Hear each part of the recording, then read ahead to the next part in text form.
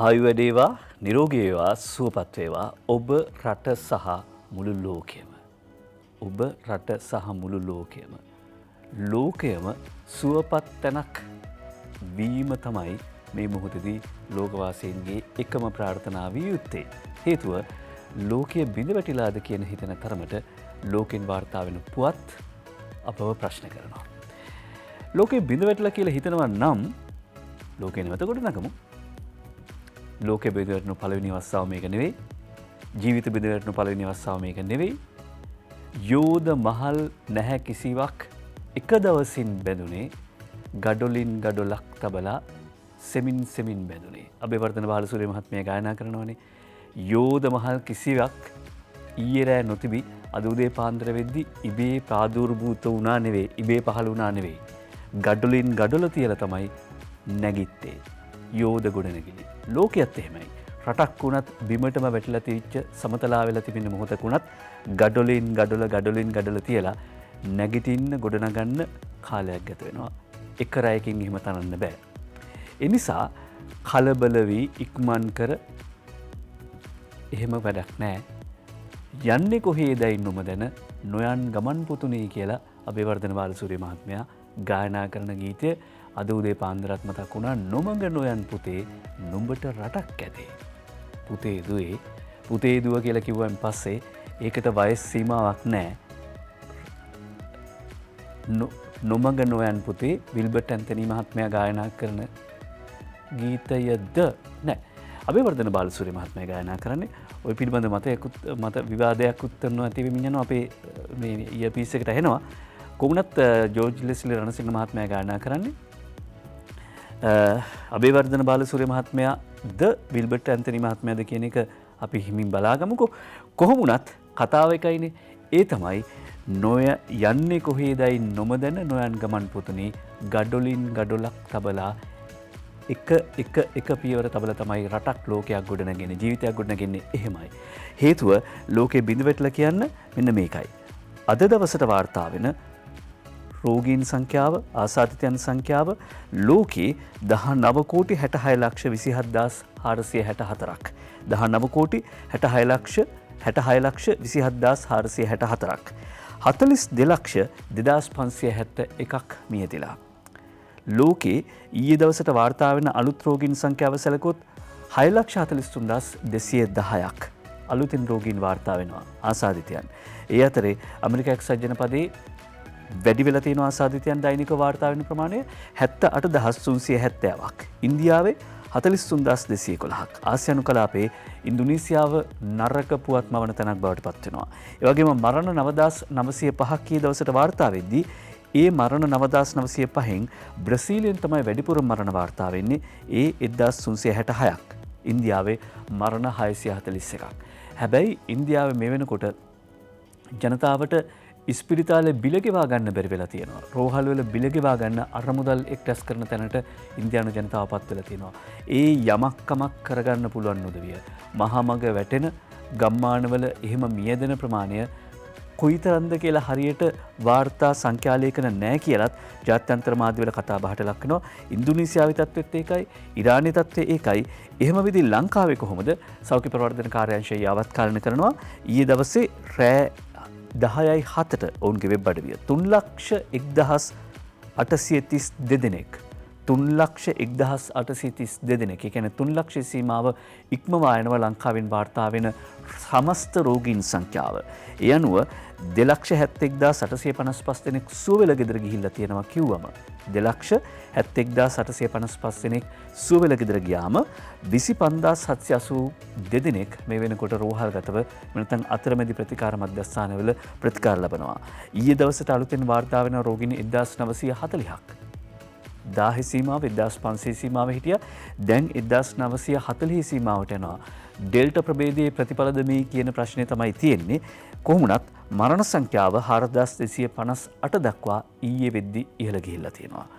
මරණ සංඛ්‍යාව 4258 දක්වා ඉහළ ගිහිල්ලා තියෙනවා ඊයේ දවස වෙද්දි. එන්නත්කරණය තමයි දැනට ලෝකයේ හොයාගෙන තියෙන සාර්ථකම ප්‍රතිඵලය. වෙන විකල්පයක් නැහැ. එන්නත්කරණයට යන අතරේ ජනතාව විදියට පුරවැසිය විදියට අවදානම තියෙන උදවීදියට අපි කරන්න ඕන දේ තමයි මේ වෛරසය බෝ කරගන්නේ නැතිව පුළුවන් තරම් සෞඛ්‍ය නිරෝධායන නීති රීති අනුගමනය කරමින් කටයුතු කරන එක. ඒ වගකීම තමයි අපිට තියෙන්නේ. ලෝකනායකයන් සියලුම දෙනාම දැන් ඇවිල්ලා තියෙන එක එකඟතාවකට. ඒ තමයි එන්නත් කරණය හැන වෙන විකල්පයක් නැහැ කියලා. හැබැයි ලෝක සෞඛ්‍ය සංවිධානය කියන සමහර වාර්තා දිහා බැලුවාම එන්නත් කරණයත් ලෝකයට කොයිතරම් සහනදායී සිතුවිල්ලක් වේද කියලා ප්‍රශ්නයක් තියෙනවා. ඒ පුවත් තියෙනවා. තව බොහෝ පුවත් අපි විමසමු ජාතික පුවත්පත් වාර්තා කරන ප්‍රධාන සිරස්තල අතරේ.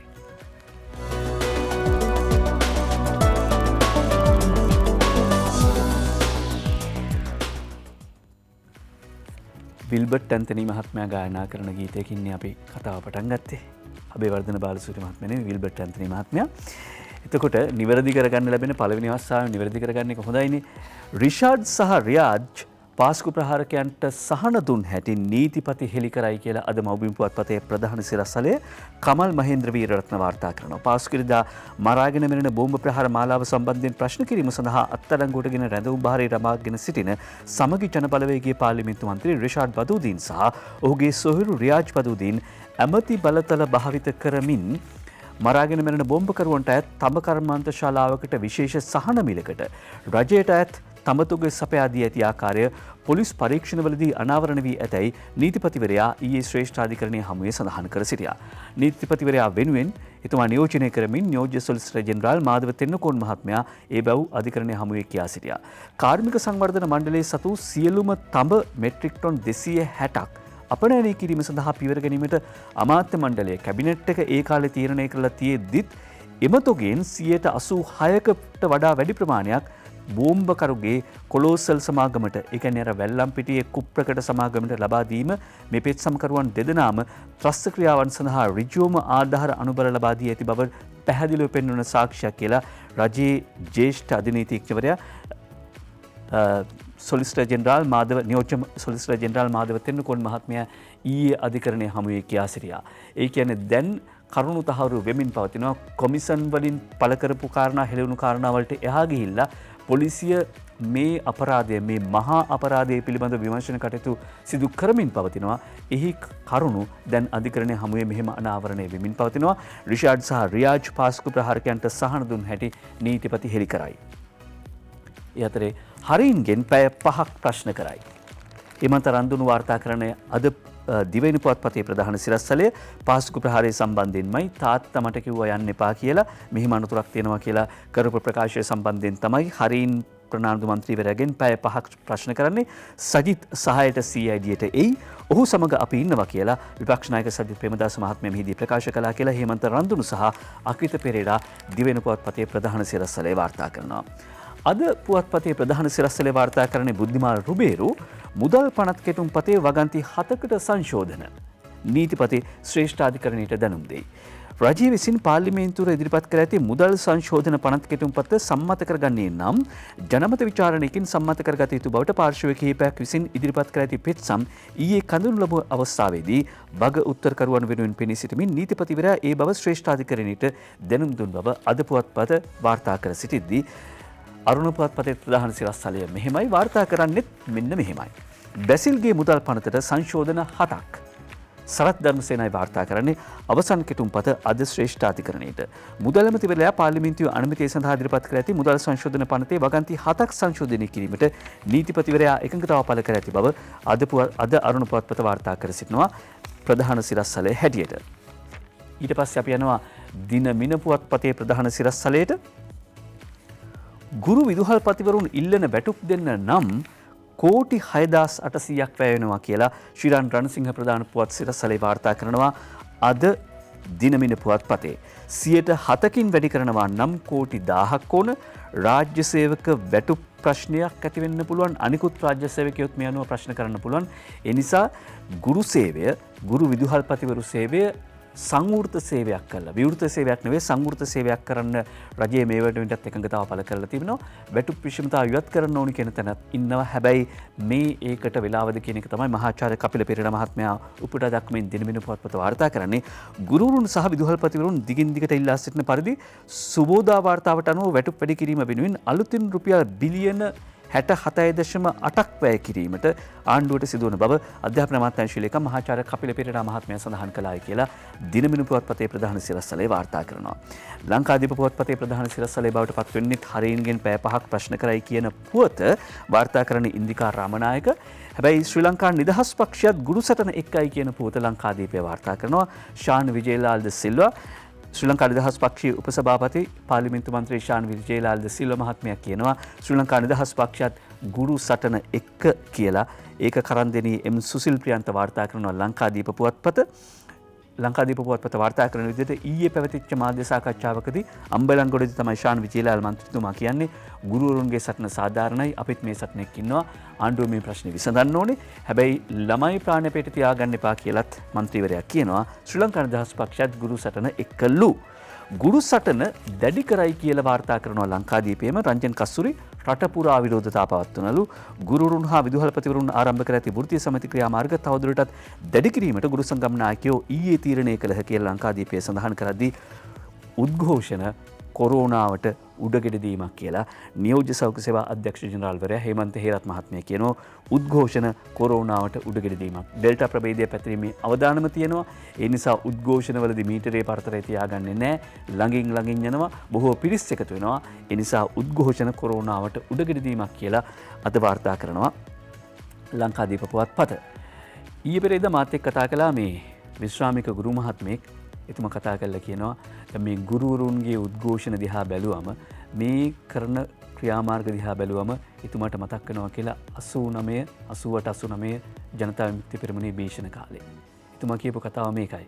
පුතේ ඒ කාලේ ගුරුවරුන්ගේ කටවල් වලට තුවක්කු බටයි තියපු එහෙම නැත්නම් ප්‍රින්සිපල් මහත්තුරුන්ගේ බෙල්ල කපලා බෝක්කුඩ ගෙනල්ලා තියපු කී දෙනෙක් මේ උද්ඝෝෂණ කරන අය අතර ඉන්නවද? මොකද 88 89 කාලේ එහෙම උද්ඝෝෂණක එහෙම ප්‍රචණ්ඩ ක්‍රියාවලට සම්බන්ධ වෙච්ච මිනිමෙරුම් වලට සම්බන්ධ වෙච්ච අය ඒ පරම්පරාවේ අය තමයි මේ වයසේ ඉන්නේ. එතකොට මේ උද්ඝෝෂණ කරන අය අතරේ පාර පුරා වීදි පුරා උද්ඝෝෂණ කරන අය අතරේ ඒ එදා ගුරුවරුන්ගේ කටට තුවක්කු බටේ ඔබපු එහෙම නැත්නම් විදුහල්පතිවරුන්ගේ බෙල්ල කපලා බෝක්කුඩට ගෙනල්ලා තියපු කී දෙනෙක් ඉන්නව ඇතිද? ඒ ගුරුවරුන්ට එදා එහෙම මරණ දඬුවම එහෙම නැත්නම් බීතිය එල්ල වෙන්නේ ගුරුවරු උගන්වන්නේ ඉස්කෝල අරින්න කටයුතු කරපු නිසා. ඒ ගුරුවරු මියදුනේ නැත්නම් ඒ ගුරුවරුන් තව පාඩමක් කියා දෙන්න ඉතිරිව තිබුණා. ඒ පාඩම ඉගෙන ගත්තේ නැති නිසා තමයි අද මෙහිම උද්ඝෝෂණ කරන්න කියලා. හිතලා බලන්න වටිනවා. සමාජයක් විදිහට හිතලා බලන්න වටිනවා. ඒ අතර අද ජාතික පොත්පත් වාර්තා කරන පුවත් දිහා බැලුවම හිතලා බලන්න බොහෝ දේවල් තියෙනවා. රිෂාඩ් බදුදීන් මන්ත්‍රීවරයාගේ ගෙදර ඉඳපු මෙහෙකාර සේවයේ යෙදිච්ච සමහර දැරියන් කියන ප්‍රකාශ දිහා බැලුවහම ඇත්තටම මනුස්ස දුවක්ට එහෙම සලකන්න පුළුවන්ද කියලා හිතෙනවා. අද දිවෙන පුවත්පතේ සිරස්තල අතරේ වාර්තා කරනවා. ඒ ගෙදර වැඩ කරපු උදවියට සලකපු විදිය රට දකුණු පිටු අතරින් උදේ පාන්දර අලුත් සිතුවිලි පහළ වෙනවා. නෙස්ටමෝල්ට් ෆස්ට් කප් සිතුවිල්ල අද දවසේදී දයාත්‍රී දන්තනාරා මුණසිංහ දයාත්‍රී නයනතාරා මුණසිංහගේ ඔබත් මෙහෙම අලුත් සිතුවිලි නෙස්ටමෝල්ට් ෆෑන් පේජ් එකට එකතු කරන්න. මොකද ඔබේ සිතුවිල්ලත් හෙට අනිත් දවසේදී මේ විදිහට අපිට ඉදිරිපත් කරන්න පුළුවන් ෆස්ට් කප් සිතුවිල්ල විදිහට නෙස්ටමෝල්ට් ෆස්ට් කප් සිතුවිල්ල විදිහට. දයාත්‍රී නයනතාරා මුණසිංහගේ සිතුවිල්ල මේකයි. මනස ධනාත්මක වූ මොහොතේ පටන් ඔබට ලැබෙන ප්‍රතිඵල ධනාත්මක වීමට පටන් ගනී. මනස ධනාත්මක වීමට පටන්ගත් මොහොතේ පටන් ඔබට ලැබෙන ප්‍රතිඵල ධනාත්මක වීමට පටන් ගනී. සියල්ල වෙනස් වන්නේ මනස මගිනි. සියල්ල වෙනස් වන්නේ මනස මගිනි. මනස ධනාත්මක වෙන්න පටන් ගත්ත මොහොතේ ඉඳලා ඔබට ධනාත්මක ප්‍රතිඵල ලැබෙන්න පටන් ගන්නවා කියලා දයාත්‍රී නයනතාරා මුණසිංහ අද නෙස්ටමෝල්ට් ෆස්ට් කප් සිතුවිල්ල ඒ විදිහට එකතු කරනවා. ඔබේ සිතුවිල්ල හෙට දවසේදී නෙස්ටමෝල්ට් ෆස්ට් කප් සිතුවිල්ල විය හැකි එකතු කරන්න ඔබේ සිතුවිල්ල නෙස්ටමෝල්ට් පේජ් එකට. ඒකෙන් පස්සේ ධනාත්මක වෙන්න ඕන කියලා කිව්වනේ. ලෝකය කොතනද තියෙන්නේ? ලෝපුරා කොවිඩ් එන්නත බෙදාදීමේ අසමානතා තියෙන බව ලෝක සෞඛ්‍ය සංවිධානය කියනවා. ධනවත් රටවලට 95.4යි දිලිඳු රටවල් වලට ඒ කියන්නේ දිලිඳු රටවල් 29ක් අතරේ 101.5යි. සඳුනි ගමාරච්චි වාර්තා කරන්නේ මව්බිම පුවත්පතට. ලෝකයේ එන්නත් බෙදී යාමේ විෂමතාව කොයිතරම්ද කියලා මේන් පැහැදිලි වෙනවා. මීට කලින් ලෝක සෞඛ්‍ය සංවිධානයේ ප්‍රධානියත් සඳහන් කර සිටියා මේ අසමානතාව පිළිබඳව. ලෝක සෞඛ්‍ය සංවිධානයේ දත්තවලට අනුව ඉහළ ආදායම් ලබන රටවල් වල 100 දෙනෙකුගෙන් 95.4කට කොවිඩ් එන්නත් එක මාත්‍රාවක් හෝ ලැබෙනවා. ඒ කියන්නේ සල්ලි තියෙන රටවල් වල 100 දෙනෙක් ගත්තොත් එයින් 95.4ක ප්‍රමාණයකට 95.4කටම එන්නතේ එක මාත්‍රාවක් හරි ලැබෙනවා. හැබැයි සල්ලි නැති දුප්පත් රටවල් වල තත්ත්වය ගත්තොත් ඒ රටවල් වල අඩු ආදායම්ලාභී රටවල් 29ක් සලකා බැලුවාම 100 දෙනෙකුගෙන්ම එන්නත ලබා දීලා තියෙන්නේ 1.5කට. 1.5කට. හැබැයි ලංකාවේ තත්ත්වය ලංකාවේ මේ වෙනකොට එක මාත්‍රාවක් හෝ ලබාගෙන ඇති සංඛ්‍යාව කෝටියේ සීමාව ඉක්මවා යමින් කෝටියේ සීමාවට ලං වෙමින් තිබෙනවා. මේකට පෞද්ගලිකම ජනාධිපතිවරයාගේ මැදිහත් වීම බලපෑව ගෝඨාභය රාජපක්ෂ මහත්මයා බොහෝ රටවල් වලට පෞද්ගලික මට්ටමින් කතා කරලා එන්නත් ලබා ගැනීම පිළිබඳව සොයා බැලුවා කතා කළා. ඒකේ ප්‍රතිඵල තමයි මෙතෙක් ලැබුණු විශාලතම සයිනෝෆාම් එන්නත් ඔගිය ලංකාවට මේ සතිය ලැබෙන බව අද නයනතාරංග ගමගේ වාර්තා කරනවා අරුණ පුවත්පතට. මෙතෙක් ලැබුණු විශාලතම එන්නත් ඔගිය එන සතියේ ශ්‍රී ලංකාවට. ශ්‍රී ලංකාවට තවත් සයිනෝෆාම් එන්නත් මාත්‍රා මිලියන 4ක් ඒ කියන්නේ ලක්ෂ 40ක් ලබන සතිය ලැබීමට නියමිත බව සඳහන් කරනවා. මේ තමයි එකවරකට ලංකාවට ලැබෙන විශාලතම එන්නත් ප්‍රමාණය. ඒ විතරක් නෙවෙයි ඇස්ට්‍රාසෙනිකා මාත්‍රා 7,28,460ක් අනිද්ද ලංකාවට එනවා කියලා මහාචාර්ය චන්න ජයසුමන මහත්මයා සඳහන් කරනවා. අද පුවත්පතත් සඳහන් කරනවා මෞබිම් පුවතත් මේ පුවත් අතර වාර්තා කර තිබුණා ඇස්ට්‍රාසෙනිකා මාත්‍රා 7,28,460ක් ඔක්කොම මිලියන 1.4ක්. ඒ කියන්නේ සාමාන්‍යයෙන් ගත්තොත් දල වශයෙන් ගත්තොත් අපි වටේලා කිව්වොත් මිලියන 1.5කට ලක්ෂ 15කට ආසන්න ඇස්ට්‍රාසෙනිකා එන්නත් ප්‍රමාණයක් ලැබීමට නියමිතව තිබෙනවා. එහි පළමු කාණ්ඩයේ විදිහට තමයි මේ 7,28,460 හෙට නෙවෙයි අනිද්දට එන්න තියෙන්නේ 31 වෙනිදාට එන්න තියෙන්නේ. මේ ප්‍රමාණය සලකා බැලුවාම දැනට ඇස්ට්‍රාසෙනිකා දෙවන මාත්‍රාව බලාපොරොත්තු වෙන 5,40,000ක් ඉන්නවලු. එයින් 5,26,000ක්ම ඉන්නේ කොළඹ සහ ගම්පහ කියන දිස්ත්‍රික්ක දෙකේ. 5,40,000ක් දැනට ඇස්ට්‍රාසෙනිකා දෙවෙනි මාත්‍රාව ලබා ගන්න බලාපොරොත්තුෙන් ඉන්නවා. එයින් බහුතරය කියන්නේ 5,26,000ක් ඉන්නේ බස්නාහිර පළාතේ. එයිනුත් ගම්පහ සහ කොළඹ කියන දිස්ත්‍රික්ක දෙකේ. ඒ දිස්ත්‍රික්ක දෙකට ප්‍රමුඛතාව ලබා දීමට අවධානය යොමු වෙලා තිබෙනවා. ඇස්ට්‍රාසෙනිකා මාත්‍රාවේ දෙවෙනි ප්‍රමාණය එහෙම නැත්නම් දෙවෙනි මාත්‍රාව බලාපොරොත්තුෙන් ඉන්න අයට ඔන්න සහනදායී සිතුවිල්ලක් ප්‍රතිඵලයක් ප්‍රවෘත්තියක් ලබන සෙනසුරාදා එන්නත ලංකාවට ලැබෙනවා. ඒ විතරක් නෙවෙයි මහාචාර්ය චන්න ජයසුමන මහත්මයා පහුගියදා සඳහන් කළා ඔක්ස්ෆර්ඩ් ආයතනය කරපු සමීක්ෂණයකින් ඔවුන් කියනවා ඔවුන්ගේ පරීක්ෂණයේ ප්‍රතිඵල අනුව ඔවුන් කියනවා ඒ කියන්නේ මාස 6ක කාලයකට එහා වෙනකන් මේකේ ප්‍රතිශක්තිය රඳා පවතිනවා කියලා. ඒ නිසා අනිසිබියක් ඇති කර ගන්න එපා කියලා කිව්වා. දැන් වැඩිම එන්නත් ප්‍රමාණය තොගයක් විදියට එකපාරට ලැබෙන එන්නත් ප්‍රමාණය ලැබෙනවා. ලබන සතියේ වෙද්දී සයිනෝෆාම් එන්නත් මාත්‍රා මිලියන 4ක් ලක්ෂ 40ක් එන්නත් කරන වැඩ පිළිවෙල ඉතාමත්ම කඩිනමින් ක්‍රියාත්මක කරනවා කියලා ජෙනරාල් ශවේන්ද්‍ර සිල් මහත්මයා සඳහන් කළා.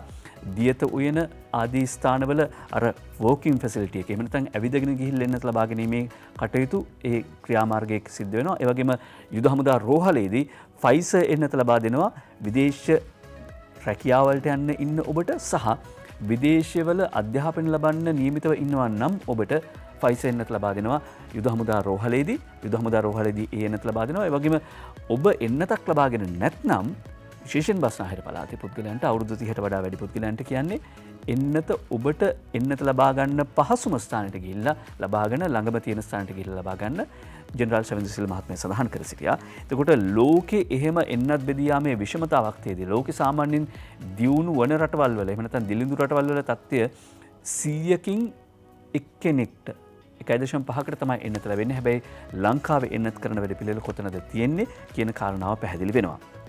ඊට පස්සේ මේ තත්ත්වය ගෝලීය ආර්ථිකය කෙරෙහි කොහොමද බලපාන්නේ කියලා ඒ කියන්නේ කොවිඩ් තත්ත්වය කොහොමද ගෝලීය ආර්ථිකය කෙරෙහි බලපාන්නේ කියලා ජාත්‍යන්තර මාධ්‍ය වාර්තා පළ කරනවා.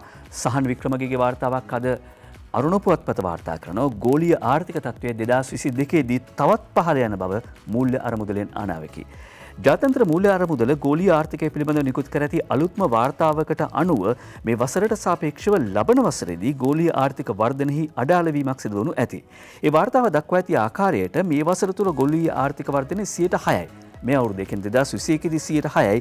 නමුත් 2022 දී එම වර්ධන වේගය 4.9ක් දක්වා පහත වැටෙනු ඇති. 4.9 දක්වා ගෝලීය ආර්ථිකය පහත වැටෙනු ඇති කියලායි සඳහන් කරන්නේ. ලෝක ආර්ථිකය. ඒ වගේම මේ වසරේ දියුණු වන රටවල් වල ලෝක ආර්ථිකයේ වර්ධනය වීම සාමාන්‍යයෙන් 5.6ක්. ඒක ලබන අවුරුද්දේදී 4.4 දක්වා අඩු වෙන්න පුළුවන්.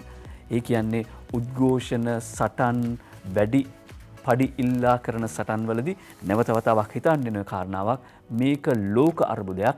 මේ අර්බුදය ලබන අවුරුද්දේදී තවත් දැඩි වෙන්න පුළුවන්.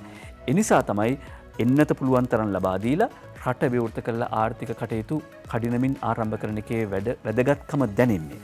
බැසිල් රාජපක්ෂ මුදල් අමාත්‍යවරයා මේ බව අවධාරණය කරනවා. ප්‍රමුඛ ක්ෂේත්‍රවල ආයෝජන ප්‍රවර්ධනයට සාකච්ඡා කියලා අද අරුණ පුවත්පත වාර්තා කරනවා. ජාතික වශයෙන් ප්‍රමුඛ ක්ෂේත්‍ර හඳුනා ගන්නට ඕනේ. දැනට ආයෝජන අවස්ථා බහුලව පවතින දිහිවර සහ ඖෂධ ආදී ක්ෂේත්‍ර වගේම ආයෝජන ආකර්ෂණ ලබාගත හැකි විවිධ ක්ෂේත්‍ර පිළිබඳව කඩිනමින් අවබෝධ කරගන්නට ඕනේ, හඳුනා ගන්නට ඕනේ. ඒවා ව්‍යාපෘති ක්‍රියාත්මක කිරීමට අවශ්‍ය වැඩපිළිවෙළ සකස් කරන්න ඕනේ. ඒ වගේම ආයෝජකයන් දිරිගන්වන සුළු ක්‍රියාමාර්ග ගන්න ඕනේ. ආයෝජකයන්ට ඇවිල්ලා ලෝකෙත් ආර්ථිකය ලබන අවුරුද්දේ මෙහෙම තවදුරටත් පහළ වැටෙයි කියලා කියද්දිත් ආයෝජකයන්ට ලංකාවට ඇවිල්ලා ආයෝජනය කරන්න හේතු තියෙන්න ඕනේ. ඔවුන්ට එක තැනකට ඇවිල්ලා එහෙම නැත්නම් ආයෝජනයක් කරන්න එහෙම නැත්නම් අලුතෙන් ව්‍යාපාරයක් පටන් ගන්න ගියාම සාමාන්‍යයෙන් ආයෝජන ප්‍රවර්ධන මණ්ඩලයට BOI එකට ආයතනයක් පටන් ගන්න ගියොත් ස්ථාන 18කට ගිහිල්ලා අනුමැතිය ලබා ගන්න ඕනේ. මෙහෙම ආයෝජන කරන්න ලෑස්තිද? ලෝකයේ ආයෝජකයන් එහෙම ලෑස්ති නැහැ. ඒ නිසා අපි ආයෝජනය කරන්න පුළුවන් අලුත් ක්ෂේත්‍ර හඳුනා ගන්න ඕනේ. දීවර, ඖෂධ, තවත් ක්ෂේත්‍ර තියෙන ඒවා හඳුනා ගන්න ඕනේ. කඩිනම් සහ ආයෝජකයන් ආකර්ෂණය කරගැනීමේ වැඩපිළිවෙලක් සකස් කරන්න ඕන කියලයි ප්‍රමුඛ ක්ෂේත්‍රවල ආයෝජන ප්‍රවර්ධනයට පැවති සාකච්ඡාවේදී මුදල් අමාත්‍ය බැසිල් රාජපක්ෂ මහත්මයා සඳහන් කර සිටින්නේ. ඊළඟට ණය වාරිකය ගෙවුවයින් පස්සේ ශ්‍රී ලංකාව ණය ගෙවීම පැහැර හරින රටක් වීමේ අවදානමින් මිදලා කියලා බ්ලූම්බර්ග් සංගරාව කියනවා. ඇමරිකාවේ බ්ලූම්බර්ග් සංගරාව කියන විදිහට බුද්ධ කරුණාරත්න වාර්තා කරනවා. නියමිත කාලයේදී ඩොලර් බිලියනයක ණය ගෙව්වා. නියමිත කාලයේදී ඩොලර් බිලියනයක ණය ගෙව්වා. ඇමරිකාවේ බ්ලූම්බර්ග් සංගරාව කියයි. ඒ නිසා අවදානම් සහගත රටක් ශ්‍රී ලංකාව ණය ගෙවීම පැහැර හරින අවදානම් රටක් වීමේ තත්ත්වයෙන් මිදිලා ඒක සාර්ථක ප්‍රතිඵලත් කරගනිමින් තිබෙන බව ජාත්‍යන්තරයේ කතාබහට ලක් වී තිබෙන බව තමයි දිනමින පුවත්පත වාර්තා කර සිටින්නේ. ඊළඟට ඉදිරි අවුරුදු 3ේදී එහෙමනම් අපි තවදුරටත් නැවින් කටට එනකම් බලාගෙන ඉඳලා හරියන්නේ නැහැ. අපි වවාගෙන කන්න සිද්ධ වෙනවා. ඉදිරි වසර 3ේදී මිරිස්, ලූණු, අල ගෙන්වීම නතර කරනවා. ඇමති මහින්දානන්ද අලුත්ගමගේ කියයි. නිර්මාණ ගුණරත්න වාර්තා කරන්නේ. දේශීය ආර්ථිකය ගොඩනැංවීමේ පියවරක් විදියට ඉදිරි වසර 3 තුල මෙරටට ආනයනය කරන මිරිස්, බීලූණු ඇතුළු නිෂ්පාදන කිහිපයක්. ඒ අතරේ අලක් තියෙනවා. ද්‍රව්‍ය රසක් නතර කිරීමට පියවර ගන්නා බව කෘෂිකර්ම ඇමති මහින්දානන්ද අලුත්ගමගේ මහත්මයා කියනවා. බීලූණු, මිරිස්, අල අවුරුදු 3ක් ඇතුළත ලංකාවට ගෙනෙන එක සම්පූර්ණයෙන්ම නතර කරනවා. දේශීය බීජ ප්‍රවර්ධනයට අවශ්‍ය පියවර මේ වන විටත් රැගෙන තිබෙන බව සඳහන් කරනවා. ඒ සඳහා ගොවි සමාගම්වල සහාය අවශ්‍යයි. ඒ වගේම මහා කන්නයට අවශ්‍ය සියලු කාබනික පොහොර නියමිත දිනයට ගොවි ජනතාව වෙත ලබා දීමේ වගකීම රජය බාර ගන්නවා කියලා සඳහන් කරනවා. කාබනික පොහොර පිළිබඳ අනියත බියක් ඇති කරගන්න එපා. දේශපාලන පක්ෂවලට රාජ්‍ය නොවන සංවිධානවල ඇතැම් උදවියගේ මතවලට රැවටෙන්න එපා. කාබනික පොහොර නියමිත වෙලාවට ලබා දෙනවා. කාබනික පොහොර වලින් වගා කරන්න ඒ එඩිතර පියවර රටක් විදිහට අපි අරගත්තා. ඒ නිසා ගොවි ජනතාවගේ සහායක් මේ වෙලාවේදී ලබා දෙන්න කියලා ඇමති මහින්දානන්ද අලුත්ගමගේ මහත්මයා ඊයේ අනුරාධපුර ගොවි නියෝජිතයන් අමතමින් සඳහන් කර සිටියා. ඉදිරි වසර 3ේදී මිරිස්, ලූණු, අල ගෙන්වීම නතර කරනවා. ඒ තමයි සිරස්සලය. ඊළඟට අපි යනවා අද පුවත්පතට. අද පුවත්පත වාර්තා කරනවා සතොසේ අද සිට රතු කැකුළු 88යි, සුදු කැකුළු 92යි, නාඩු 97යි. සතොසේ අද සිට රතු කැකුළු 88යි, සුදු කැකුළු 92යි, නාඩු 97යි කියලා අමාත්‍යාචාර්ය බන්දුල ගුණවර්ධන මහත්මයා කියනවා. විතරක් නෙවෙයි සතොසෙන් මේ මිලට රතු කැකුළු 88ට, සුදු කැකුළු 92ට, නාඩු 97ට ලබා දෙනවා. ඉදිරි සති කීපය තුළදී සහල් මිල තවත් අඩු වෙන්න පුළුවන් කියලත් අනාවැකි පළ කරනවා. ඒ අද පුවත්පතේ වාර්තා කරේ සතොසෙන් එහෙම සහන මිලට අඩු මිලට සහල් ලැබෙනවා කියලා. රතු කැකුළු 88යි කියලා කියනවා. ඒ අතරේ අද පුවත්පතම වාර්තා කර තිබුණා ඊයේ දවසෙත් තිබුණා ආනමඩුවේ සතොසට ගෙනාපු බීම වගයක්, රට බීම වගයක් ආපහු හරවා යවන්න සිද්ධ වුණාය කියලා. ඒ කියන්නේ ඒ ප්‍රදේශයේ රටබීම හලක් පවත්වාගෙන යන අයගේ විරෝධය පළ වෙන නිසා මේක ආපහු ගෙනියන්න සිද්ධ වුණා කියලා ද ජාතික පුවත්පත් වාර්තා කර සිටියා. ඒ සතොස ගැන තවත් කතාවක්. ඊට පස්සේ අපි යනවා අරුණ පුවත්පත වාර්තා කරන තවත් පුවතකට කවුද මේ ප්‍රශ්න ඇති කරන්නේ ජනතාව ගැන හැඟීමක් නැති උදවිය කියලා අග්‍රාමාත්‍ය මහින්ද රාජපක්ෂ මහත්මයා කරන ප්‍රකාශය අද වාර්තා කරනවා අරුණ පුවත්පත. ජනතාව ගැන හැඟීමක් නැති අය ආණ්ඩුවේ සංවර්ධනයට විරුද්ධයි. අගමැති මහින්ද රාජපක්ෂ මහත්මයා කරන ප්‍රකාශය වාර්තා කරනවා අද මේ විදියට අරුණ පුවත්පත. අපි මේ හැමදේම කරන්නේ කොවිඩ් පාලනයට එන්නත්කරණය වේගවත් කරන ගමන් ලෝකේ එන්නත් කොයිතරම් හේගයක් තියෙනවද කියලා අපි වාර්තා මගින් පෙන්눔 කර සිටියා. එන්නත් කරන වැඩපිළිවෙල ක්‍රියාත්මක කරනවා. එන්නත් ගේන්න සල්ලි නැති වෙයි, එන්නත් හොයාගන්න බැරි වෙයි කියලා කිව්වා. අපි මේ හැමදේම කරන්නේ කොවිඩ් පාලනයට එන්නත්කරණය වේගවත් කරන ගමන්. රජයක් විදියට අපි ජීවිත බේරා ගැනීමට ප්‍රමුඛත්වය දී කටයුතු කරනවා. සමහරු සංවර්ධන ව්‍යාපෘති කරනවට විරුද්ධයි. ඒ අයට තියෙන දේශපාලන අවශ්‍යතා මිසක් රට ගැන හෝ ජනතාව ගැන කැක්කුමක් නෙවෙයි. අපි මේ අරුණ පුවත්පතේ උපුටා ගන්නේ අරුණ පුවත්පතේ 9 වෙනි පිටුවේ තමයි මේ පොත වාර්තා කරන්නේ. යනු අග්‍රාමාත්‍යතුමා කියනවා තවත් සමහරු මේ වෙලාවේ පුළුවන් තරම් ආණ්ඩුවට පීඩනයක් දීලා විවිධ ඉල්ලීම් කරනවා. ජනතාව තේරුම් ගන්න ඕනේ අපි ලෝක වසංගතයකට මුහුණ දෙමින් සිටින ජනතාව වෙනුවෙන් අදටත් උපරිම කැපකිරීමක් කරනවා කියලා. යුද්ධ කාලෙදී කොයිතරම් දුෂ්කරතා තිබුණද රටේ ලෝකාර්ථිකයේ ආකාරයෙන්ම කඩාවැටීමක් සිදු වුණා 2009-2010 කාලේ. ඒ අතර උද්ඝෝෂණ රැල්ලක් මේ විදිහටම ගියා. නැවත වතාවක් මේ වෘත්තීය සමිති සටන්වලදී මතක් කරනවා අද සටන් කරන උදවියම තමයි එදා යුද්ධේ මානුෂීය අරගලයේ ත්‍රස්තවාදීන්ට එරෙහිව ප්‍රභාකරන්ව කොටු කරගන්න සටන කරගෙන යන අතරතුරේදී මේ විදිහටම දකුණු උද්ඝෝෂණ රැල්ලක් ආරම්භ කළා. මේ ස්ටාලින් වාදයම තමයි ඒ කාලෙත් පැතුරුනේ. ඒක වෘත්තීය සමිති නායකයෝ මතක් කරලා තිබුණා. අග්‍රාමාත්‍යතුමා කියනවා එදා ජනාධිපතිවරයා විදියට මේ සීල අභියෝග තිබුණා. එදා ඒ විදියට උද්ඝෝෂණ කරන්න ආපු උදවියට ස්ටාලින් වාදය පතුරපු උදවියට ජනාධිපතිතුමා විදියට මහින්ද රාජපක්ෂ මහත්මයා කිව්වේ මම රට බලා ගන්නම්. ඕගොල්ලෝ ගිහිල්ලා ළමයි ටික බලා ගන්න කියලා. අදත් නැවත වතාවක් ඒ ප්‍රශ්නෙමයි ඇති වෙලා තියෙන්නේ. සියලු දෙනාට එන්නත දෙන ආසියාවේ හොඳම රට බවට ශ්‍රී ලංකාව පත් කරනවා කියලා මෙහිදී ඇමති ජොන්ස්ටන් ප්‍රනාන්දු මහත්මයා සඳහන් කළා කියලත් අද වාර්තා කරනවා අරුණ පුවත්පත. ඒ අතරේ තීරු ලිපියක් කෙරෙහි අවධානය යොමු කරනවා. තර්ඩ් අයි තුන්වෙනි ඇහින් මේ බලන්නේ ජ්‍යෙෂ්ඨ මහාචාර්ය සුනන්ද මද්දුම් බණ්ඩාර මහත්මයා එතුමත් ගුරුවරයෙක්. එතුමා කියනවා කොරෝනා අඩු වී එන්නත්කරණය වැඩි වෙද්දී ඉහළ යන සජිත් අනුර උද්ඝෝෂණ. කොරුණා අඩු වී එන්නත්කරණය වැඩි වෙද්දී ඉහළ යන සජිත් අනුර උද්ඝෝෂණ. අගමැතිතුමා කියනවා මෙච්චර ප්‍රශ්න තියෙද්දී එන්නත්කරණ වැඩපිළිවෙල මෙහෙම සාර්ථකව ක්‍රියාත්මක කරනවා. එතකොට ජනතාව ගැන හැඟීමක් නැති අය තමයි ආණ්ඩුවේ සංවර්ධනයට විරුද්ධ වෙන්නේ කියලා මහාචාර්ය සුනන්ද මද්දුම් බණ්ඩාර මහත්මයාත් ඒ කාරණාව අවධාරණය කරනවා. රජයේ රටවසා නොදමන විට එම පක්ෂ දෙක රටවසා දමන ලෙස උද්ඝෝෂණය කළේය. රජයේ සංචලන සීමා පැනවූයේය. දැන් සංචලන සීමා පනවන ලෙස බල කළ පිරිස් විසින්ම එම නීතිය නොතකමින් උද්ඝෝෂණ පවත්වනු ලබති.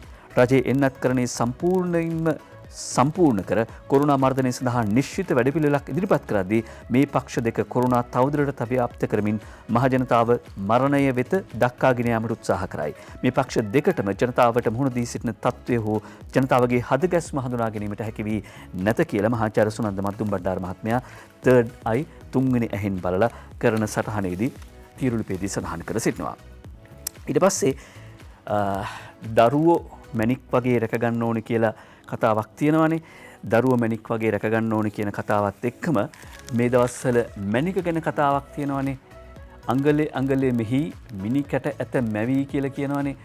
ලතාවල්පොළ මහත්මිය ගායනා කරන ගීතය අඟලේ අඟලේ මෙහි මිනි කැට ඇත මැවි කියලා. එතකොට නිල් මැණිකක් මිල කළ නොහැකි කියන්නේ ඩොලර් මිලියන 100ක් වටිනවා කියලායි අපි ඊයේ වාර්තා කළේ. ආරක්ෂාව සමග නිල් මැණිකෙට ගුවන් යානයක් කියලා මැණිකට නෙවෙයි මැණිකෙට කියලා අද අකිත පෙරේරා සහ ප්‍රභාත් විතාන දිවයින පුවත්පතට වාර්තා කරනවා. ජනාධිපති ගෝඨාභය රාජපක්ෂ මහත්මයාගේ අවධානය මේ පිළිබඳ යොමුව තිබෙනවා. ඒ අනුව අද දිවයින පුවත්පත වාර්තා කරනවා මේ පුවත පිළිබඳව ආරක්ෂාව සහ පූර්ණ රාජ්‍ය මැදිහත්වීම මේ සම්බන්ධයෙන් ලබා දිය හැකි බව ජනාධිපති ගෝඨාභය රාජපක්ෂ මහත්මයා රාජ්‍ය අමාත්‍ය ලෝහන් රත්වත්වී මහතා වෙත ප්‍රකාශ කර ඇතැයි ජාතික මණික් හා ස්වර්ණාභරණ අධිකාරී සභාපති තිලක් වීරසිංහ මහත්මයා දිවෙන පුවත්පතට සඳහන් කර සිටියා. මැණික්ගලෙහි අයිතිකරුගේ කැමැත්ත මත මෙලෙස විදේශ වෙන්දේසියකට නිකුත් කිරීමට බලාපොරොත්තු වෙනවා. එහෙම විදේශ වෙන්දේසියකට යොමු කරනවා නම් නිල් මැණිකෙට ගුවන් යානයක් ආරක්ෂිතව ලබා දෙන්න ජනාධිපති ගෝඨාභය රාජපක්ෂ මහත්මයාගේ අවධානය යොමු තිබෙන බව අද දිවෙන පුවත්පත වාර්තා කරද්දී ඊළඟට මව්බිම් පුවත්පත කියනවා කහවත්තේ මැණික් පොකුරට ගැනුම්කරුවෝ ඉව අල්ලති කියලා. වාර්තා කරන්නේ තාරක සම්මාන. කහවත්තේ මැණික් පොකුරට ගැනුම්කරුවෝ ඉව අල්ලති කියලා සිරස්සලයක් වාර්තා කරනවා. ඒ වගේම මේ අරුණ පුවත්පතේ සිරස්සලයකුත් තියෙනවා. ඒකත් කියලාම ඉන්නම්කො කතාව තව දිග්ගස්ස ගන්න කලින් කහවත්තේ මැණික් පොකුර කියන තරම් වටින්නේ නැතිලු. මෙහෙම අරුණ පුවත්පතට වාර්තාවක් ගෙනෙනවා. අරුණ පුවත්පතට මේ වාර්තාව ගෙනෙන්නේ අද දවසේදී මේ මැණික් පොකුර ගැන ඒ අනුව මැණික් පොකුර ගැන වාර්තාව දිහා බැලුවම්ම ඔවුන් සඳහන් කරන ආකාරයට ක්ෂේත්‍ර ප්‍රවීණයන් සඳහන් කරනවලු මේ මැණික පිළිබඳ එච්චර වටිනාකමක් නැහැ කියලා. මැණික් පිළිබඳ විශේෂඥ ආචාර්ය දුනිල් පලිපාන ගුණසේකර සඳහන් කළේ මේ ආකාරයෙන් සොයාගෙන ඇති මැණික් පොකුර මැණික් සමූහයක් එකතු වී සෑදී ඇති නමුත් ඒ මැණික් සියල්ලම මැරුණු ඒවා ඒ අනුව ඒ මැණික් කෞතුකාගාරයක තැබීමට සුදුසු බැවින් මේක වටිනාකම රුපියල් ලක්ෂ 10ක් පමණ වෙන්න පුළුවන් කියලා. ඒ අතරේ මැණික් කෞතුකාගාරයක් පවත්වාගෙන යන කෙනෙක් එල්ලේ නන්දසේන මහත්මයා කියනවලු කෞතුකාගාරයක් පවත්වාගෙන යන තමන් නම් මේකට දෙන ලක්ෂ 4යි 5යි කියලා වටිනාකම. කොහොම මොන දේ ආව වුණත් මිල හෙට්ටු කරන එක තියෙනවානේ. හැබැයි දැන් අද මව්බිම් පුවත්පත වාර්තා කරන පුවත තවදුරටත් විමසද්දී පේන කාරණාව තමයි රත්න ප්‍රදේශයෙන් හමු වී ඇති ලොව මෙතෙක් අසා ඇති විශාලතම ආරණෝල් මැණික් පොකුර මිලදී ගැනීම සඳහා ලෝක මට්ටමේ ජාත්‍යන්තර ගැනුම්කරුවන් බොහෝ දෙනෙක් ඉව අල්ලමින් සිටින බව අද මව්බිම් පුවත්පත වාර්තා කරනවා. එම ආරණෝල් මැණික් පොකුර වෙන්දේසිය සඳහා මෙරටදී හෝ එම නැත්නම් වෙනත් ඕනෑම රටකදී ආරක්ෂාව සපයන්න සූදානම් බව ජනාධිපතිවරයාත් සඳහන් කර තිබෙනවා. මේ ලැබෙන වෙන්දේසියෙන් ලැබෙන මුදල් වලින් 10%ක් රජයට යනවා කියලා එක පුවත්පතක් වාර්තා කරනවා. හැබැයි මව්බිම් පුවත්පත නම් සඳහන් කර සිටින තිලක් වීරසිංහ මහත්මයා මැණික් හා ස්වර්ණාභරණ අධිකාරී සභාපතිවරයා උපුටා දක්වමින් විකුණල ලැබෙන වෙන්දේසියෙන් විකුණල ලැබෙන මුදල් වලින් 3% රජයට ලැබෙනවා. 2.5ක් දේශීය ආදායම් දෙපාර්තමේන්තුවට 5% මැණික් හා ස්වර්ණාභරණ අධිකාරියට ලැබෙනවා කියලා. මේකේ වටිනාකම ගැන විවිධ කතා පළ වෙනවානේ. මැණික් හා ස්වර්ණාභරණ අධිකාරියේ සභාපතිවරයා තිලක් වීරසිංහ මහත්මයා පෙරේදා තිබිච්ච මාධ්‍ය සාකච්ඡාවේදීත් කියපු දේ තමයි මේ වගේ මැණික් එකතු කරන අය කියන්නේ මැණික් එකතු කරන ලෝක ධනවතුන් තමයි තමන්ගේ මේ ඩයමන්ඩ් කලෙක්ෂන් එක. එහෙම නැත්නම් දියමන්ති එකතුවේ මැණික් එකතුවේ මේ විදිහට මැණික් එකතු කරන්නේ. ඒ නිසා තමයි ඔවුන් ලන්සු වැඩි කළා වැඩි මිදලකට මිලදී ගැනීමේ හැකියාව තියෙන්නේ. මේක තියෙන්නේ කෞතුකමේ වටිනාකමක් මිසක් කෑල්ලෙන් කෑල්ල කපලා ස්වර්ණාභරණට පළදින වටිනාකමක් නෙමෙයි. මේක කිලෝ 510ක් විශාල මහ විශාල ගලක්. මේකේ එක පුදුමයක් තමයි පොළොවෙන් මෙතරම් මීටරයක් විතර විශාල කිලෝග්‍රෑම් 510ක් බර මැණික් ගලක් හමුවීම. අන්න ඒ නිසා මේ ලංකාවේ පොළොවේ හම්බුණා කියන මේ දුර්ලභ පාෂාණය පිළිබඳව ලෝකයේ අවධානයක් තියෙනවා. ඒ නිසා වෙන්දේසිකරුවන්ගේ සහ ගැනුම්කරුවන්ගේ ඉල්ලීමක් තියෙනවා කියලා සඳහන් කරනවා.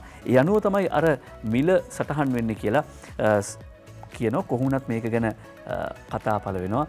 මේකෙනුත් නිකන් කාට හරි නිකන් ක්‍රෙඩිට් එකක් යනවා කියලා හිතුනොත් ඒක ලෙඩ් ඩවුන් කරන්න පුළුවන් කියලා කියන මේ දැන් කතාවෙන් සිංහලෙන්ම කිව්වේ. ඒකට ඒ වටිනාකම අඩු කළාම එහෙම වෙන්නත් පුළුවන්. කොහොමුණත් අපිට හෙට අනිද්දා වෙති දැනගන්න පුළුවන් මේ ක්ෂේත්‍රයේ ප්‍රවීණව හරියට කියලා මැනලා බලලා කියයි මෙච්චරක් වටිනවා කියලා. ඒ වගේම වෙන්දේසියේදී විකුණනාම කොහොමද ඇත්තම ගාන මොකක්ද කියලා දැනගන්නත් පුළුවන් වෙයි. ඒ කෝටි ගානක මැණික කෙසේ වෙතත් උණහපුළුවට උගේ පැටියත් මැණිකක් කියලා කියනවනේ. උණහපුළුවට උගේ පැටියත් මැණිකක්.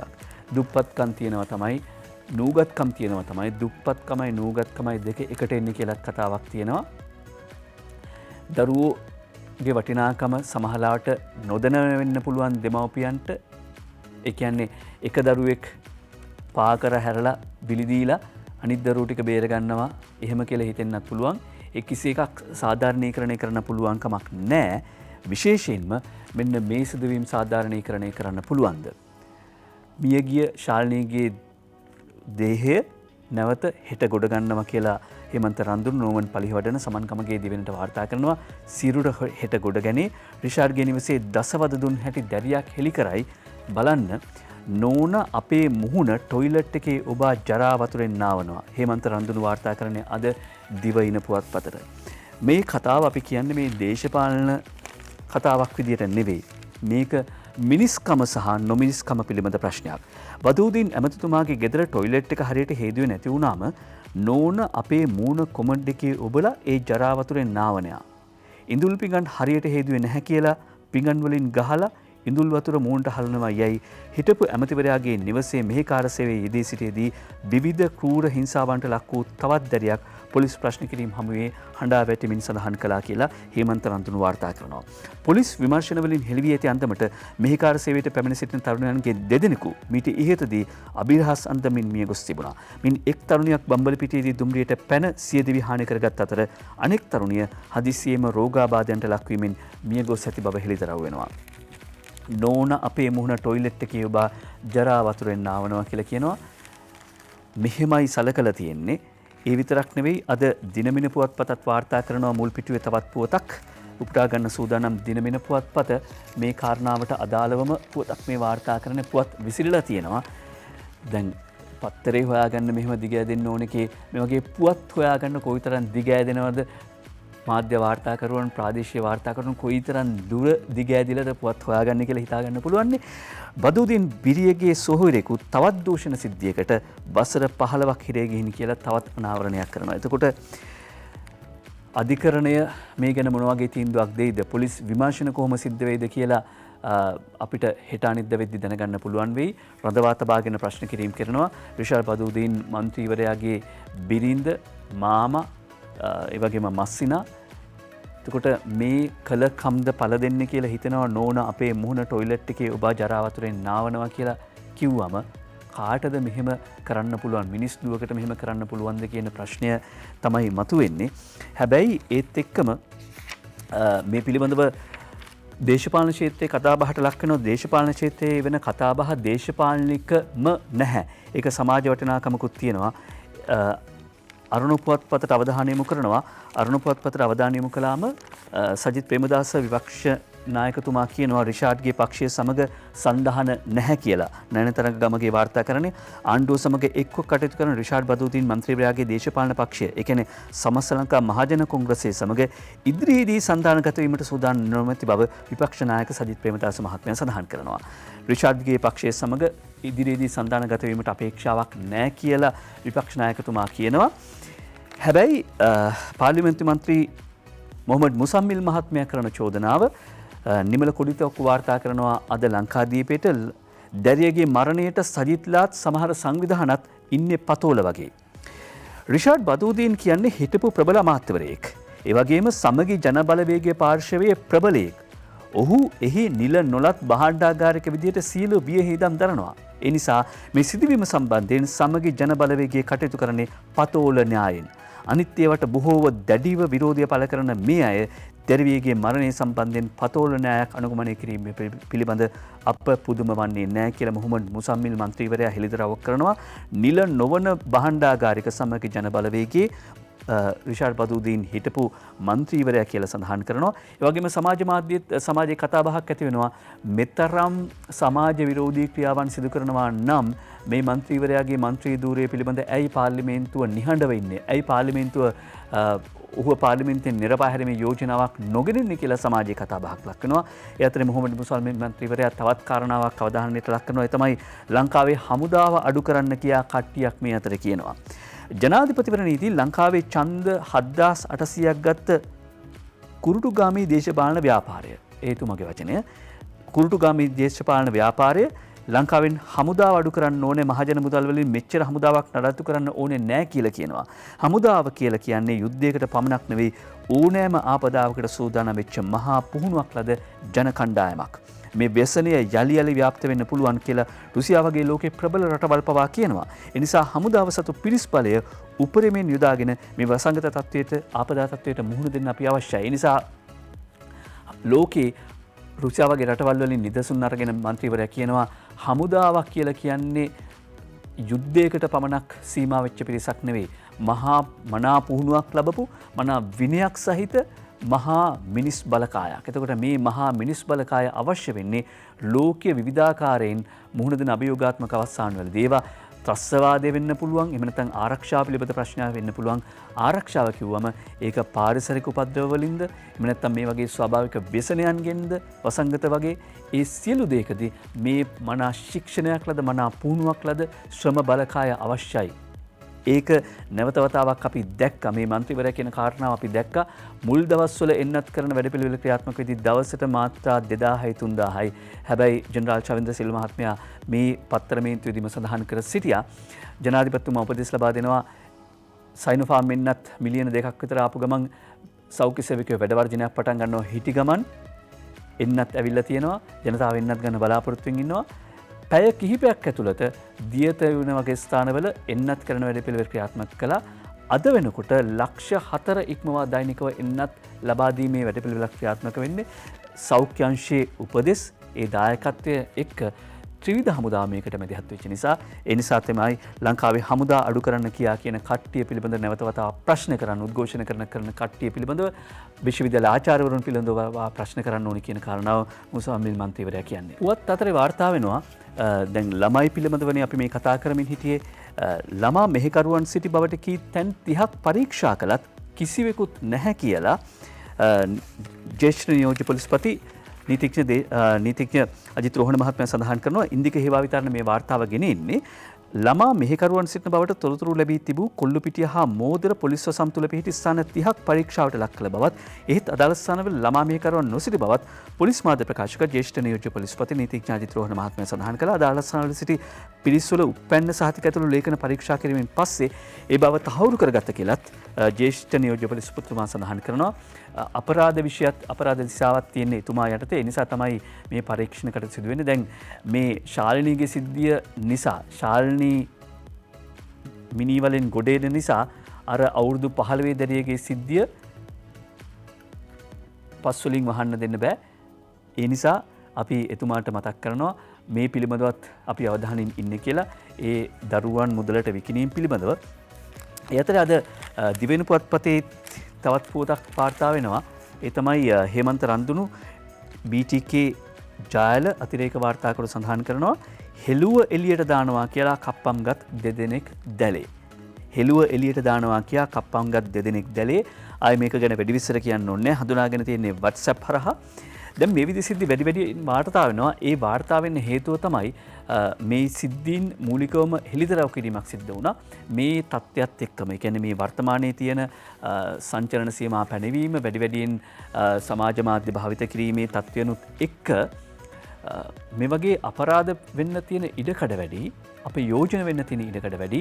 ඒ අපයෝජන වෙන්නේ බාලවයස්කරුවන් පමණක් නෙවෙයි වැඩිහිටියන් පවා මේ විදිහට අපයෝජනට ලක් වෙන්න පුළුවන්. නිරුවත් ඡායාරූප වීඩියෝ අසභ්‍ය දේවල් එළියට දානවා කියලා කප්පම් ගන්න ඉඩ තියෙනවා.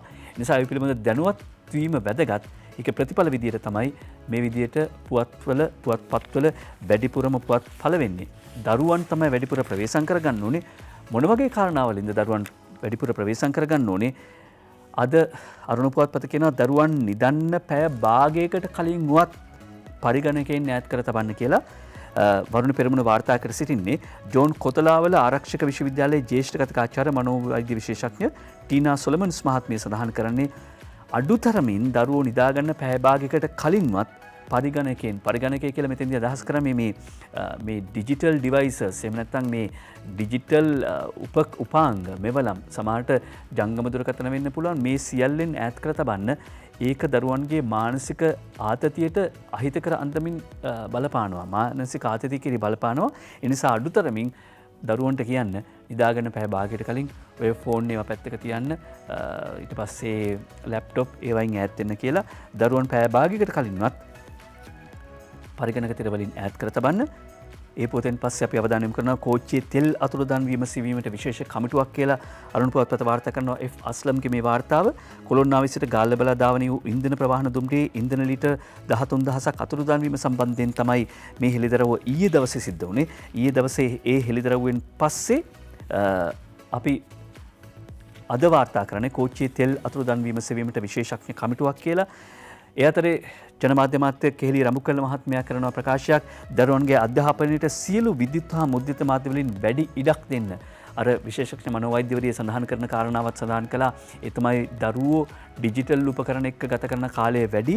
ඒ නිසා දරුවන්ගේ අධ්‍යාපනයේට සියලු විද්‍යුත් හා මුද්‍රිත මාධ්‍ය වලින් වැඩි ඉඩක් ලබා දෙන්න කියලා ජනමාධ්‍ය අමාත්‍යාචාර්ය කෙහිලිය මාධ්‍ය වලින් ඉල්ලයි කියලා අද දිනවෙන පුවත්පත වාර්තා කරනවා. දරුවන්ට අධ්‍යාපනික අවශ්‍යතාව මේ මොහොතේ අන් කවරදාටත් වඩා දැනෙනවා. ඒ නිසා වෙනදට වඩා වැඩි ඉඩක් දෙන්න කියලා එතුමා ඉල්ලීමක් කරනවා. ITN ටෙලිවිෂන් ඉස්කෝලේ දැන් මේ කොරෝනා පළවෙනි රැල්ල ආරම්භ වෙච්ච මොහොතේම ආරම්භ වෙච්ච මේ විදිය වැඩපිළිවෙලක් ඒ බව සිහිපත් කරමින් ගාන මල්ලිය පුඩියා ශ්‍රී ලංකාව එකට එක කරයි දෙවනි තරගයෙන් ශ්‍රී ලංකාවට කඩලු 4ක ජයක් කියලා ඔන්න වාර්තා කරනවා. ඉන්දියා ක්‍රිකට් පිළිවෙල ශ්‍රී ලංකා සංචාරය ධනංජය ද සිල්වා ලකුණු 40යි නොදවි දෙවන තරගයෙන් ශ්‍රී ලංකාවට කඩලු 4ක ජයක් වාර්තා කරනවා සතුටුදායක පුවත. අද මව්බිම් පුවත්පත ක්‍රීඩා පුවත් අතරේ ඒ අතරේ ඔලිම්පික් කුලිල පිළිබඳ වාර්තාව මව්බිම් පුවත්පතෙන් උපුටා ගන්නවා. රග්බි රන් පදක්කම නැවතත් ෆීජි දිනාගනී. රට ලොකුද පොඩිද කියලා ආය කතන්දරයක් නෑ. හැකියාව තමයි ඕනේ. ශ්‍රී ලංකාවේ බේස්බෝලයට ඔලිම්පික් වරම් කියලා අපි පහුගිය දවස්වල වාර්තා කරපු පුවත තවදුරටත් මව්බිම් පුවත්පත කියනවා. පදක්කම් සටහන ගත්තම ජපානයේ පදක්කම් 13යි, චීනයේ 12යි, ඇමරිකා එක්සත් ජනපදයේ 11යි ඒ රන් පදක්කම් සංඛ්‍යාව පිළිවෙලට කිව්වේ. ක්‍රීඩා පිටියෙන් පස්සේ අපි එනවා වට මණ්ඩලට. වට මණ්ඩලේ ලිපි දෙකක් තෝරා ගන්න. ඊට කලින් එක ලිපියක් කියලා ඉන්න තිස්ස බාලසූරියපිතුමා රටට දායාද කළ සමාජයේ සහ සාමූහික කේන්ද්‍රයට වසර 50ක් පිරෙයි කියලා අපි ගෞරවයෙන් සිහිපත් කරනවා. චාන්දිනී සෙනරත් වරලත් පුස්තකාලාධිපතිනිය ලියන ලිපිය සාමූහික සහ සමාජීය කේන්ද්‍රය, සමාජයේ සහ සාමූහික කේන්ද්‍රය ඔය චිත්‍රපටි බලන්න, චිත්‍රපටි ගැන කතා බහ කරන්න, කලාව ගැන කතා බහ කරන්න තෝතැන්නක් වුණා. ගෞරවයෙන් සිහිපත් කරනවා. ඊළඟට එනවා මෙන්න වට මණ්ඩලට. සාමාන්‍යයෙන් අසාමාන්‍ය වැඩ කිරීම ඔහුගේ පුරුද්ද විය කියලා ආචාර්ය නිහාල් රංජිත් ජයතිලක මහත්මයා ලියන ලිපියක්. ඒ සම්මානිත මහාචාර්ය සුනිල් ආරියරත්නන්ගේ ජන්මදිනය ඊයේට යෙදී තිබුණා. ඊයේ දවස සුනිල් ආරියරත්න මහාචාර්යතුමාගේ එතුමාගේ අයියා කියන්නේ තිලකරත්න කුරුවිට බණ්ඩාර මහත්මයාගේ ඒ දෙන්නගේම උපන්දිනය සහ කුරුවිට බණ්ඩාර මහත්මයාගේ පුතාගේත් උපන්දිනයලු එක දවසේ උපන්දින තුනක් තිබුණලු. හැබැයි ඊයේ දවසෙත් මහාචාර්ය ආරියරත්නයන් හිටියේ රන්මිනිතැන්න ටෙලිසිනමා ගම්මානේ චිත්‍රපටියක ක්ෂීරසාගරයේ කලමන්න එතුමා සූදානම් වෙන්නේ. මේ ලිපිය කියනවා සිහින් සිරුරක් උරුම මේ දෙටු මහැදුරු තුල සිටින දිරිය හා විරිය පාරමිතා පිරු දැවැන්තෙක් සැඟව සිටින බව මම දුටුවෙමි. ඒ සැඟවුණු මිනිසා තාරුණ්‍යෙන් හෙබිය, පිරිපුන් යොවුන් සිතක් ඇත්තකි, ප්‍රඥාවෙන් හෙබිය, ප්‍රඥාවෙන් වැඩ කරන්නෙකි, බුද්ධිමත්ව සිතන්නෙකි. හැමදේම මුදලින් මැනෙන විවෘත වෙළඳපොළ වටපිටාව තුළ අධ්‍යතන ගේය කාව්‍ය ප්‍රවණතා නිසා මෙබඳු පිරුණු මිනිසෙක් කලකිරීමට පත් යුතු නැත කියලා ඔහු සඳහන් කරනවා. ඒ ලිපිය නිහාල් රංජිත් ජයතිලක මහත්මයා ලියන්නේ. ඊළඟට හදේ දොරටු විවර කළෙමි කියලා සංවේදී ලිපියක් ඒ විශාරද එඩ්වර්ඩ් ජයකුඩි මහත්මයා ලියන්නේ. ප්‍රවීණ ගීත රචකයෙකු සාහිත්‍යකරුවෙකු අභාප්‍රාප්ත අමරසේන කංකා නම්ගේ මහත්මයාගේ අවසන් කටයුතු පෙරේදා සිදු වුණා. ඔබ නිකම් ගේය පද නිර්මාණකරුවෙක් නොවේ. පැරණි සාහිත්‍ය පොතපතින් ගමෙන් රටෙන් සෞන්දර්යෙන් සංස්කෘතියෙන් ස්පෝෂිත නිර්මාණකරුවෙකු බව මම ලොවට නොබියව පවසමි. ඔබින් අපට සමාජයට උගත හැකි දේ බොහෝය කියලා එඩ්වර්ඩ් ජයකුඩි විශාරදවරයා ලියනවා. හදේ දොරටු විවර කළෙමි ඔබ නමින් කියලා. අපිත් ඒ සම්මාදම් වෙනවා ඒ පිනට ඒ විදියට. ඊට පස්සේ අපි කාටුන් බලන්න ලෑස්ති.